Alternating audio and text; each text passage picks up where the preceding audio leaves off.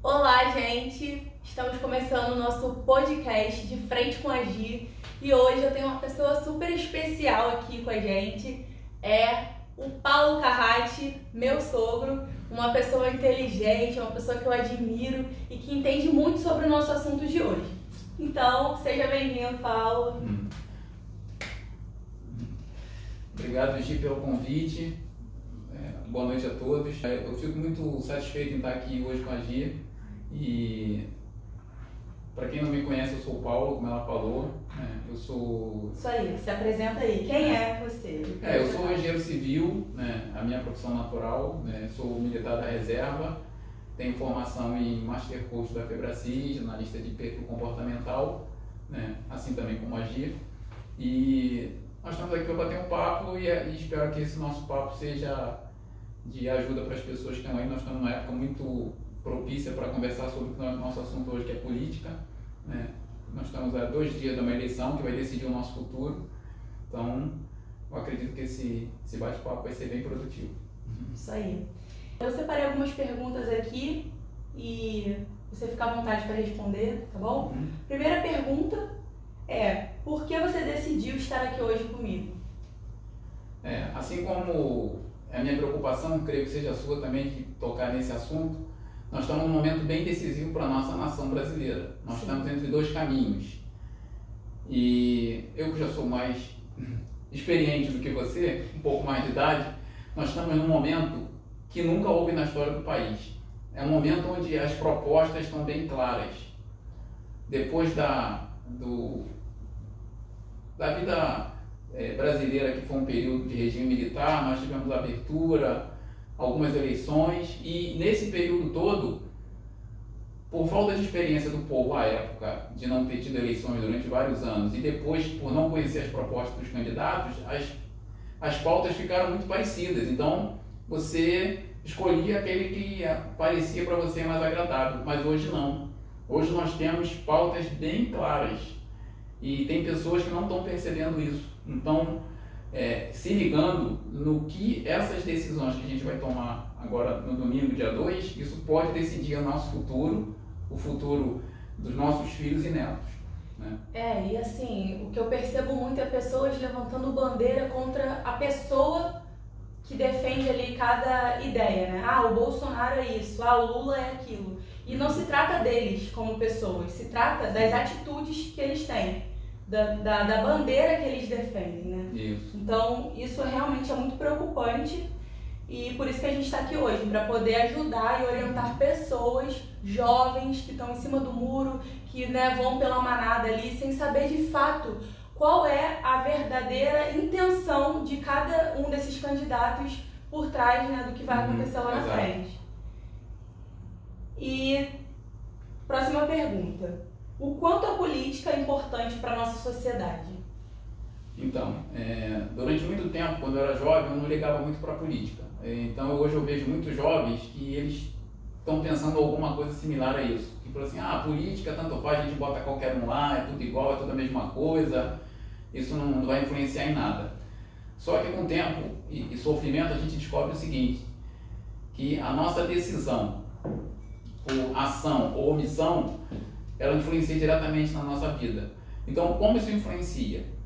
Se o meu país, se eu vou no supermercado, eu acho um valor alto em algumas coisas, pode ter certeza que isso tem a ver com o governo que está no momento, E em relação aos jovens que você falou, os jovens têm pouca experiência, não têm uma vivência.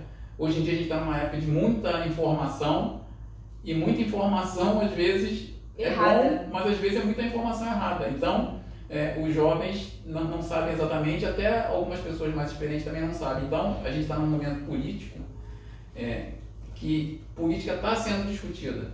A gente hoje ouve falar que as pessoas conhecem os ministros do Supremo, conhecem o senador, o presidente da Câmara, e às vezes não conhecem os jogadores da seleção, porque é verdade, a política está na mesa. Então, as pessoas estão tomando consciência de que a política é fundamental para o desenvolvimento da nossa vida em sociedade. Sim.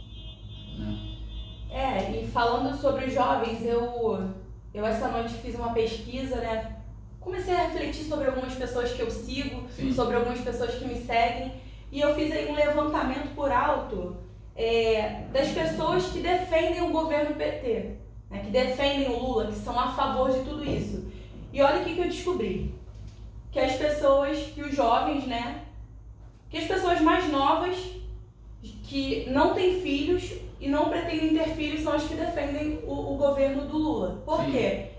Essas pessoas, elas não têm, né, uma experiência de vida com uma criança, ou não pretendem ter, ou tiveram relações difíceis com a família, com o pai, com a mãe, não se relacionam bem com seus pais, ou já abortaram ou apoiam o aborto. Então, a gente consegue perceber que não dá nem para culpar essas pessoas por, eu quero votar no Lula. Não dá para culpar essas pessoas porque elas não tiveram, de fato, uma vivência de família, de vínculo, de laço, de amor, de pertencimento.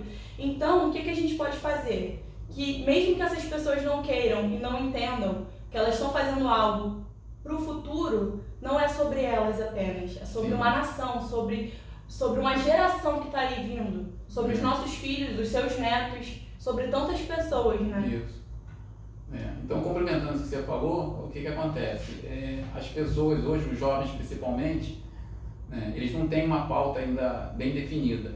Até algumas pessoas com mais idade ainda não têm uma pauta definida. Então, hoje está bem claro, que eu falei no início, de que hoje nós estamos vivendo um momento ímpar, que está bem claro o que é uma agenda e outra agenda. O que a pessoa deve fazer para votar? Olhar as duas agendas e ver qual que ela se identifica. Então, por exemplo, hoje uma agenda dos partidos de esquerda, relativamente, principalmente o PT, ela fala o seguinte: é a favor da liberação das drogas. O governo de direita, representado pelo Bolsonaro, é contra a liberação das drogas, né? O governo de direita é contra o aborto, né? O PT, hoje representado pelo Lula, ele indica que, se ele fosse o governo, ele iria colocar o aborto como um caso de saúde pública. Então, assim, se além de matar uma vida, na minha opinião, né, que a gente considera a vida desde a concepção, ainda aconteceria o seguinte: daí é sobrecarregar um sistema de saúde que já é deficitário, com uma questão de uma pessoa que, por qualquer motivo, quer abortar uma vida e vai lá. E assim outras pautas, como ideologia de gênero, né? Porque a ideologia de gênero é levada pela esquerda o seguinte: você é contra a ideologia de gênero, então você é uma pessoa radical, é fascista, eu não sei o que mais. Só que acontece o seguinte: cada um faz o que quer da sua vida, como sexual. Só que a ideologia de gênero, do jeito que ela estava sendo feita, ela estava sendo voltada para as crianças. E a gente, né, como coach, como master coach, a gente aprende que de 0 a 12 anos, a crença da criança está sendo formada, ela não tem crença definida. Então, influenciar uma criança nessa idade é um crime, né? E assim, se uma criança de 17 anos matar alguém, ela não pode ir presa porque ela é uma criança? Isso. Por que ela pode decidir o gênero dela? Né? Não faz sentido. Não faz sentido, tem muitas coisas que não fazem sentido. Então, o que acontece? Para a pessoa decidir quem quer votar, ela vê as pautas, né? Eu sou a favor do aborto, eu sou a favor da liberação da droga, eu sou a favor de bandido desencarcerado, bandido é vítima da sociedade, ou o bandido tem que ser punido para exemplificar, para que os outros não façam a mesma coisa, né? Então, o sentimento de insegurança que a gente sente por aí é muito por conta disso, né? O governo do PT, através do Lula, o que ele disse? São meninos coitados que às vezes roubam um celular para poder tomar uma cervejinha. Só que eles roubam um celular que a pessoa levou um tempo para comprar e paga, e às vezes não dá um tiro e mata. Se a pessoa reagir, ainda morre. Quer dizer, então assim, isso não é normal. Isso está sendo normatizado. Aí você pode perguntar, mas por que está sendo tão normatizado? Porque há muito interesse por trás disso. Não é só o presidente Lula, o ex-presidente Lula que pode voltar a ser presidente, é porque tem um interesse muito grande. E lembrando que assim, não é uma decisão que a gente quer o Lula. Não, é uma decisão que não vai ter volta. Depois que for decretado ali, que foi aceito determinadas coisas, não tem volta. E aí a gente vai viver uma vida que só Deus sabe, né? De mal a pior. Qual a importância de fazer um voto, né? De votar, não, eu decido votar em B, não, eu decido votar em A. E qual a importância de votar em alguém ou deixar o voto nulo? O que acontece é o seguinte, muitas pessoas falam assim, eu não gosto nem de um nem de outro, não vou votar em ninguém. Vou votar nulo, ou vou me abster de votar, ou nem vou votar, depois eu justifico. O que acontece? Hoje em dia não, é natural. Quando eu não me manifesto, quando eu não elejo alguém, o que acontece? Eu não posso reclamar do que vai vir no futuro, porque eu estou me abstendo do processo eleitoral. Então, como várias vezes, acho que a maioria das pessoas que votam fazem, primeiro turno, vou lá e voto naquele candidato que eu acho que tem a melhor proposta. O meu candidato não foi para o segundo turno e nem ganhou, sobram 2 candidatos.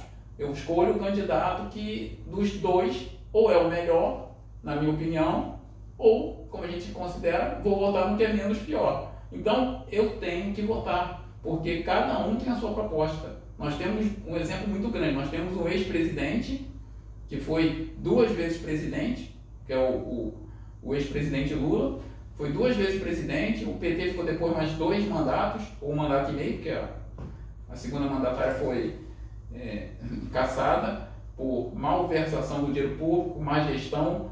Então, a gente teve o exemplo do PT, 14 anos. De onde saiu o Brasil? O Brasil saiu de uma determinada faixa e foi uma das piores economias do mundo. Recessão, sem crise. Entrou um outro governo. O governo pegou uma pandemia, guerra na Europa, e mesmo assim o Brasil está saindo melhor do que a maioria dos mercados internacionais, com inflação caindo, o PIB crescendo, o produto interno bruto, ou seja, é uma comparação fácil, na minha opinião. Agora, se a gente fala assim, eu acho que eu devo dar um voto de confiança no ex-presidente, tudo bem, só que assim, vou fazer uma comparação. Se eu tive um empregado, e esse empregado tratou mal dos meus negócios, às vezes até me roubou, como ele é acusado e foi inclusive condenado, e se esse meu empregado foi condenado e depois que cumpriu sua pena, por qualquer motivo, saiu, eu vou contratar ele de novo e dar para ele o mesmo cargo que ele me roubou? Só se tu for louco, né? Só se eu for louco. Quer dizer, cada um de nós aqui, se tiver um empregado, quem trabalha, quem tem um empregado em casa ou na sua empresa, vai contratar essa pessoa. A pessoa deu um desvio na sua empresa, você demite ela, depois você vai contratar ela de novo?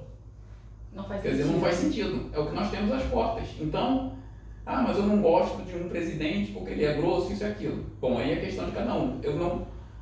Eu voto numa pessoa pelo que ela faz, né? Pelo que ela está fazendo de resultado. A gente tem 2 presidentes para comparar, os 2 são presidentes, um já foi e o outro é. Só comparar os resultados, né? E se o resultado de um deu o maior escândalo de corrupção da história, sim, e o outro, 4 anos, não teve nenhum caso de corrupção comprovado, nem teve alguma suspeita que por enquanto está infundada, então a gente não tem muita dúvida. E lembrando que assim, a gente não está aqui para defender pessoas e sim defender as causas, né? A gente não está aqui para julgar, para xingar nenhum dos dois, mas a gente precisa olhar os dados e fatos. Peraí, quais foram os resultados do Lula e quais são os resultados do Bolsonaro? A gente pesa isso, né? E eu vejo muita gente usando, porque ele não gosta de mulher, porque ele é machista, porque ele debochou de quem estava morrendo lá, enfim. Mas se a gente for olhar também para o Lula, tantas asneiras que foram ditas, sim, não dá pra gente julgar a pessoa por falas, né? Porque eu acho que todo mundo tem um tio parecido com o Lula, tem um amigo meio sem noção igual o Bolsonaro, às vezes, que fala coisas que não mede realmente. Só que independente das falas, a gente precisa saber das atitudes, dos resultados. Pô, esse cara ele falha pra caramba, mas peraí, os resultados dele? Como que tá sendo a administração dele no nosso país? Isso tudo precisa ser levado em conta, né, Paulo? Perfeito. Próxima pergunta. Quais os perigos e as ameaças do governo do PT no poder? Bom, como nós já conversamos aqui, assim, eu fico muito preocupado, porque como eu falei, nós estamos com 2 caminhos. As propostas são muito diferentes. A proposta do governo de esquerda, a proposta do governo do PT, ela é muito similar com outras propostas de governos da América do Sul. A gente tem exemplo da Venezuela, do Equador, né? Tanto a da Argentina, que meio pertinho da gente, que está levando para o buraco. Então, assim, o governo da esquerda, que é socialista, ele defende um mercado grande, um Estado grande, o Estado governando tudo, né? E a livre economia muito limitada ao poder do Estado, né? Só que quem produz é a livre iniciativa. O governo não produz. Quem produz é o empreendedor, é o empresário, né? Então, se a livre iniciativa for tolhida e o Estado encha, acontece aquilo. Tem recessão, controle de preços, cada vez aumenta mais os impostos por conta disso. Então, esse modelo econômico que não deu certo em lugar nenhum do mundo, a esquerda está querendo implementar aqui no Brasil. Então, eu fico muito preocupado, porque no primeiro e segundo mandato do PT, terceiro e quarto, eles ainda tinham um pouco de receio do mercado. É como se fosse assim, eu estava me colocando. Hoje, eles já sabem quem eu sou. Se eles estão me dando uma outra oportunidade, é porque eles querem que eu faça o que eu quiser.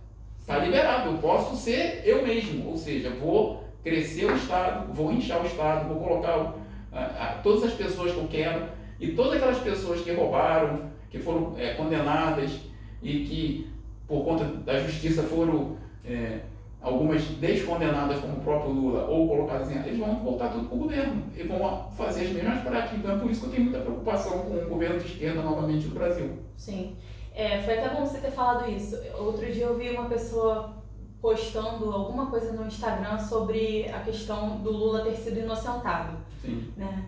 E eu queria que você falasse um pouquinho sobre isso, porque é isso, as pessoas pegam um texto por aí, né, uma frase solta e não pega aquilo como verdade. A gente sabe que não é assim.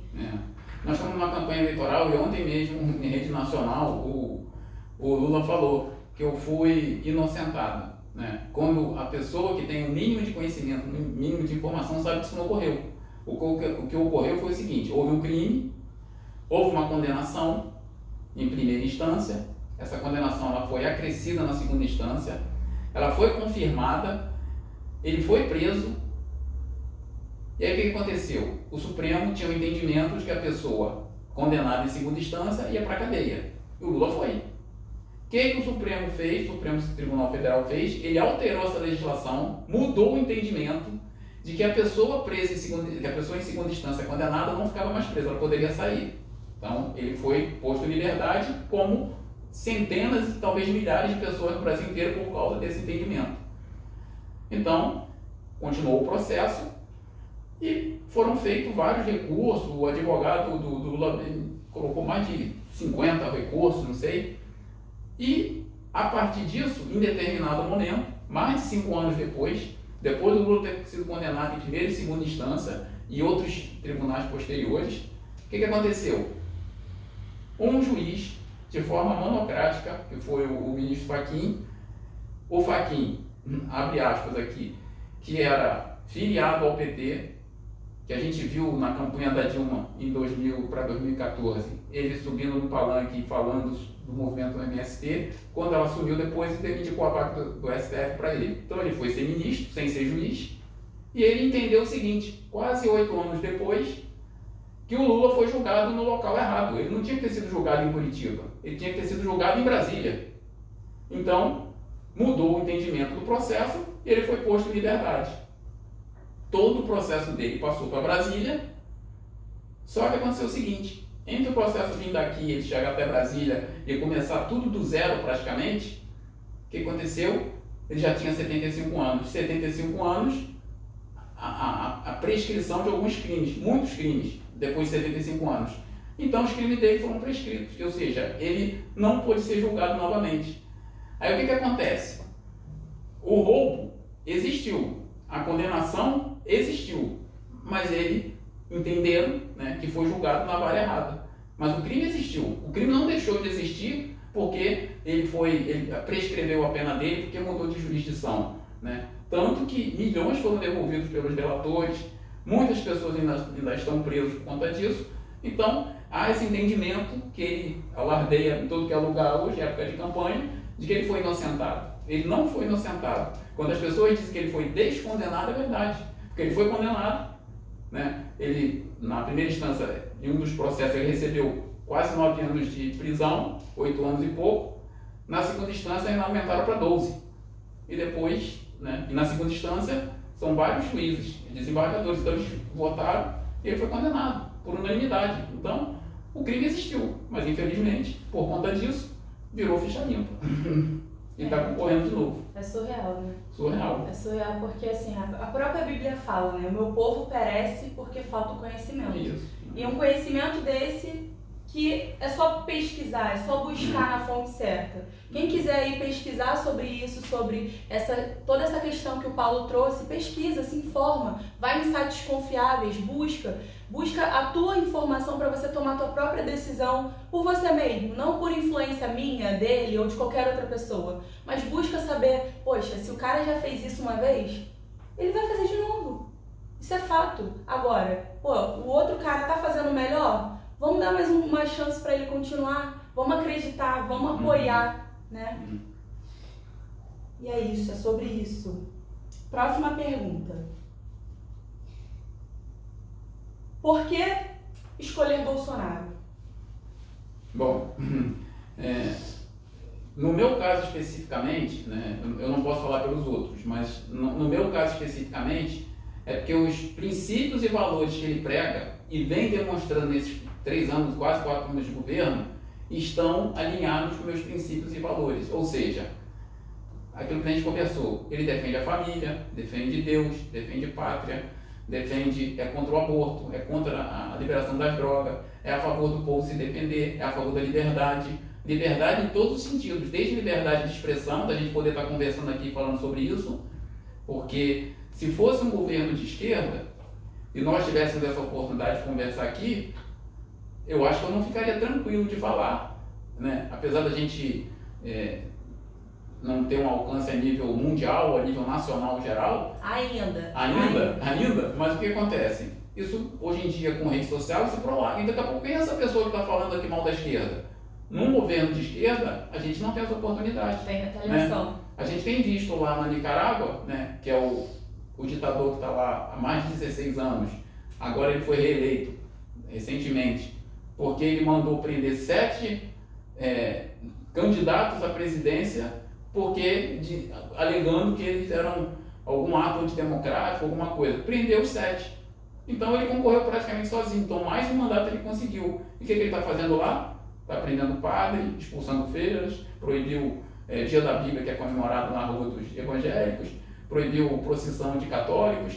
Então assim, isso só na área religiosa. Então, se isso tudo acontece lá com um governo de esquerda, um ditador, que é amigo do Lula, né? O Lula incentiva isso, fez vários negócios com ele quando o PT era do governo, influenciando lá, fornecendo dinheiro, empréstimo e tudo mais para Nicarágua, a gente ficaria muito preocupado se tivesse um governo de esquerda que a gente de repente já está falando aqui, no dia seguinte a Polícia Federal já está batendo na nossa casa aí para a gente responder porque a gente está falando determinadas coisas. Então a liberdade é muito importante. Então todas essas pautas, elas são pautas defendidas pelo governo atual. Então é lógico, se estão alinhados com meus princípios e valores, eu vou apoiar ele novamente, né? Ah, mas amanhã ele mudou de posição. Amanhã ele mudou de posição, eu vou continuar com meus princípios e valores, a gente é contra, mas por enquanto está tudo dentro do que a gente apoia, dentro do que a gente prega. Sim. E por que não escolher o Lula? É quase a mesma resposta, só que no sentido inverso. Por quê? Não é só o Lula, são todos os governos de esquerda que pregam ideologia de gênero, né? Não é a favor da religião, acha que família é uma coisa obsoleta, atrasada, né? Quando a gente sabe que a família é a base da sociedade, sem família não tem sociedade, né? Então, aborto, todas essas outras pautas, e principalmente, eles pregam regulação da mídia, controle de várias formas, ou seja, a gente teve um experimento aqui durante a pandemia, né? A pessoa ficava presa dentro de casa, lojas sendo soldadas para ninguém trabalhar, não importa se a pessoa tinha que trabalhar para comer naquele dia ou não, ficou todo mundo preso. Quer dizer, então, foi só uma amostra do que é um governo ditador. E a gente aqui no Brasil, por mais que tenham falado do regime militar, que foi, né, eu tenho uma certa idade, eu vivi o regime militar. A melhor pessoa para falar sobre isso. Poxa, eu com 17 anos, né, era, sei lá, 76, 77, no meio do regime militar ainda estava no regime militar. Eu andava tranquilo à noite, vinha meia-noite, pegava condução, vinha. Tinha uma certa preocupação, mas era tranquilo, não tinha medo, andava por aí tudo, liberdade, praia. Ah, mas andaram perseguindo. Perseguia quem fazia coisa errada, né? Então, assim, nesse momento, naquele momento, a gente não tinha esse medo todo que a gente tem hoje de, por exemplo, ir daqui, por exemplo, a pé para casa. Eu não posso ir. Ah, vou pegar um Uber. Fico preocupado. Ou seja, é um medo danado. Na época do regime militar, não tinha. Aqui no Rio de Janeiro, falando novamente do Supremo Tribunal, o Supremo Tribunal, ele proibiu que a polícia entrasse em determinadas comunidades do Rio de Janeiro. Então o crime aumentou, ou seja, os bandidos se fortaleceram. E por que a gente toca no Supremo Tribunal Federal? O novo presidente, o novo mandato, se for o Bolsonaro ou se for o Lula, porque os outros candidatos a gente sabe que está polarizado que vai ser um desses dois. Então, ou o Bolsonaro ou o Lula vai indicar mais 2 ministros do Supremo. Qualquer pessoa que está acompanhando a gente aqui, que tem um pouco de informação a respeito do que está acontecendo no Brasil, vê que tem todo dia influência dos ministros do Supremo. Eles tomaram o poder para eles, e você imagina se o governo de esquerda indicar mais 2 ministros no nível dos ministros que estão tomando várias decisões aí absurdas. É muita responsabilidade. Então é muita responsabilidade. Então, mais um motivo por que votar num governo de direita, porque vai indicar 2 ministros do Supremo. Então a gente fica muito preocupado. Então o risco de votar no Lula é esse, que além de tudo ele ainda vai indicar mais 2 ministros do Supremo, que só se aposentam com 75 anos. Se ele indicar um de 40 anos, vai ficar 35 anos lá no poder. É pesada, realmente. E Paulo, qual é a sua cor preferida? Minha cor preferida? Hoje está sendo verde, amarelo, azul e branco. Muito bom, muito bom. Só vai te contrair. Ó, a gente está chegando no final aqui do nosso debate, da nossa conversa, do nosso podcast. E eu queria te fazer uma pergunta agora. Pode olhar lá para a câmera.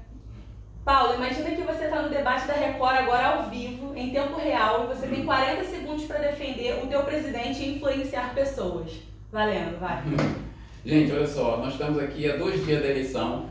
O candidato, o Bolsonaro, que é o meu candidato, né, ele já provou nesses 4 anos, com pandemia, com guerra na Europa, conseguiu diminuir a inflação, aumentar o produto interno bruto, várias medidas foram feitas. Todas essas medidas têm feito com que o Brasil tenha uma percepção, a gente tem visto todos os dias aí nas redes sociais, com quanto ele aglomera de pessoas no Brasil inteiro, e essas pessoas estão percebendo o bem que ele está fazendo para o Brasil. Então, se fugir das grandes mídias, Rede Globo, UOL e outras empresas aí que estão fechadas com o governo de esquerda, você vai chegar à conclusão de que Bolsonaro é o melhor para o Brasil. Muito bem! Quase 40 segundos, nem estava contando, brincadeira. Ó, agora um bate e volta. Eu falo uma palavra e você diz o que te representa essa palavra, tá bom? Filhos. Filhos?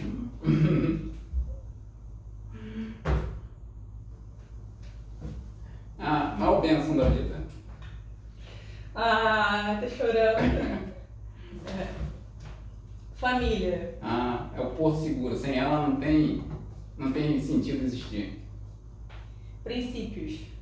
Princípio é o que norteia a nossa vida. Se a gente não tiver princípios, a gente não consegue fazer nada direito. A gente não tem um norte para a gente seguir. A gente faz o que der na telha sem nenhuma moral. Então tem que ter princípios. Viu? Agora você se emocionar. Até eu estou emocionada também, porque lembrei agora que quando eu conheci Thiago, que meu pai falou assim: Gisele, essa família é uma família muito boa. Valoriza, ama essa família, cuida dessa família. E eu sou muito grata por ter vocês como família, por ter aprendido tanto princípios e valores de uma família. Isso não estava no script não, mas a gente precisa honrar, né, dar valor às pessoas que passam e transmitem tanto valor pra gente. Voltando aqui no nosso bate-volta, caráter. Caráter assim como princípio. Se a gente não tiver caráter, ou seja, não honrar aquilo que a gente fala, não fizer as coisas certas, né? Uma pessoa sem caráter é uma pessoa que não tem história, que ela é levada pelo vento. Qualquer coisa que faça, se você tem caráter, você vai fazer a coisa certa. Muito bom. Liberdade. A liberdade, como diz o nosso presidente, talvez ela seja mais importante que a vida. Deus. Tudo. Brasil. Acima de tudo. Deus acima de todos. Fechou? Caraca aí. Uau, parabéns. Muito bom. E é isso, gente. A gente encerra por aqui o nosso podcast de Frente com a Gi. Que você possa ter sido abençoado, direcionado através de tudo aquilo que foi falado aqui. E que a partir de agora você reflita sobre a sua decisão. Que você pense melhor sobre aquilo que você vai fazer, sobre o voto que você vai ter, né? A oportunidade de votar no dia 3 de outubro, tá bom? Dia 2 de outubro, tá bom? Beijo no coração. Um abraço.